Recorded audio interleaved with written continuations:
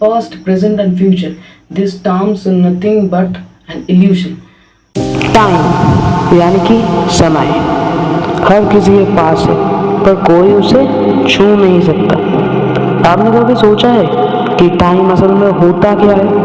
चलिए जानते हैं दुनिया की महान साइंटिस्ट और सोचने वाले लोगों से, जैसे अल्बर्ट आइंस्टाइन और स्टीफन हॉकिंग।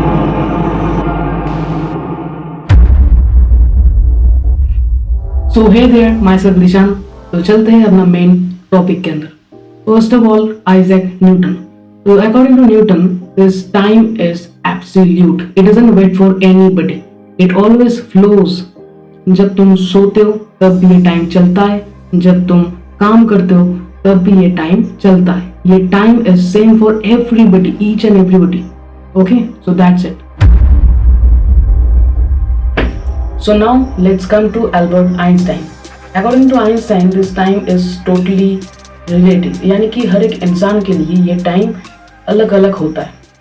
तो now let's imagine कि आप बहुत तेजी से चल रहे हो या फिर कोई हैवी प्लैनेट के आसपास चले आए हो. तो आपका जो टाइम होएगा कि आपका टाइम बहुत ही स्लोली चलने लगेगा, यानी कि बहुत धीमे धीमे चलने लगेगा.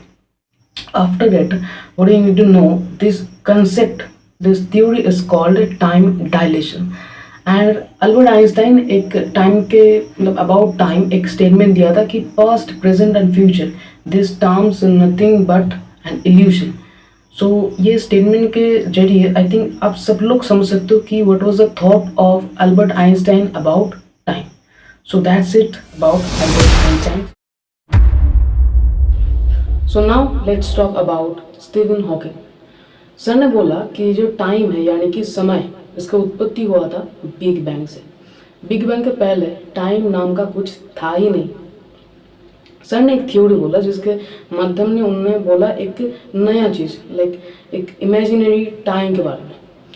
उन्होंने बोला ये imaginary time it's not real, it doesn't exist really, but अगर इसको इमेजिन किया जाए तो this can help us a lot while we are studying about universe, while we are knowing universe. So that's all about the opinion of Stephen Hawking.